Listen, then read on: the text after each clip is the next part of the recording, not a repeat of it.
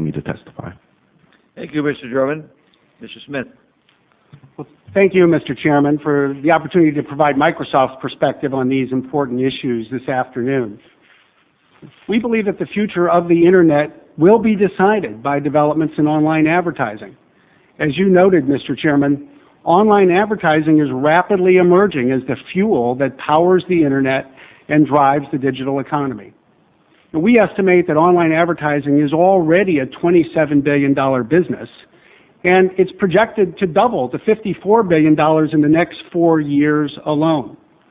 To put that in perspective, that will be roughly the same size as the television and radio industries in this country today combined. These changes, as you noted, Mr. Chairman, are not only of tremendous economic importance, they have serious societal implications as well. Online ads increasingly provide the economic foundation for a free press and for political life more broadly. Now, I will be the first to admit that Microsoft is not disinterested when it comes to this issue. Competitors never are. But I do think we're in a good position to help identify the right questions. We know this market well.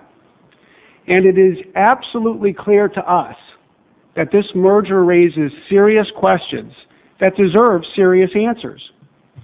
I'd like to address two questions myself very briefly. The first one is this: what are the economic implications of allowing the largest Internet company in online advertising to acquire its most significant competitor? While there are millions of websites on the Internet and many, many advertisers, as David notes, there are actually a very small and declining number of intermediaries that provide the tools and services that connect advertisers and website publishers together. These intermediaries play a gateway or middleman role, if you will. Now, much like the natural gas pipelines that connect refineries to distributors and ultimately to consumers in their homes. If you're a website operator and you want to sell ad space on your site, or if you're an advertiser and you want to display your ads, you have to work with and through one of these intermediaries. Now, already Google is the dominant company for one of the two main types of online advertising, search online ads. Roughly 70% of global spending on search-based advertising today flows through Google's AdWords service.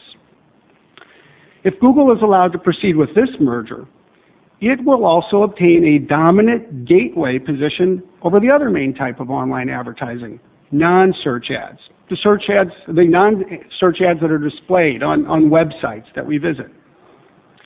Today, Google and DoubleClick are the two largest competitors in this area. And as I hope we'll discuss more, they are competitors in this area. And yet combined, Google will account for nearly 80% of all spending on non-search ads served to third-party websites. In short, if Google and DoubleClick are allowed to merge, Google will become the overwhelmingly dominant pipeline for all forms of online advertising. Now, this merger will undoubtedly result in higher profits for the operator of the dominant advertising pipeline, but we believe it will be bad for everyone else. It will be bad for publishers, it will be bad for advertisers, and most importantly, it will be bad for consumers. This leads to the second question I'd like to address. What are the antitrust and privacy implications of giving a single company sole control over the largest database of user information the world has ever known? Online ads are typically served based on user information, user data. As consumers, we give up this data, often without knowing it, in exchange for access to free content and services. Today, it's generally believed that Google and DoubleClick have amassed the two largest databases of online user data in the world. This country doesn't permit the phone company to listen to what we say and use that information to target ads.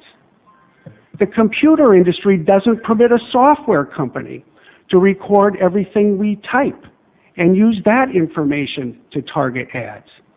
Yet with this merger, Google seeks to record nearly everything you see and do on the internet and use that information to target ads. Indeed, one question is whether this merger will create a whole new meaning to the term being Googled. These privacy issues, in fact, have antitrust consequences.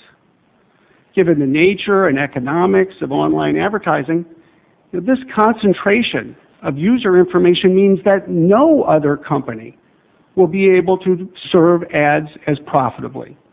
In short, it will substantially reduce the ability of other companies to compete. I appreciate that the technology and business models are new and dynamic, and I fully agree that the internet is continuing to change very rapidly. Yet amidst constant change, it is worth bearing in mind that one rule of the road has remained constant in the 117 years since the Sherman Act was adopted. We're all encouraged to work hard. We're all encouraged to earn our way to success. But no one is permitted to buy a dominant position by acquiring its single largest competitor. That principle has served this country well through generations of new industries and technologies. The question for this Congress, and indeed for the Federal Trade Commission and this country, is whether we want to abandon that principle now. Thank you very much, Mr. Chairman. I look forward to answering your questions.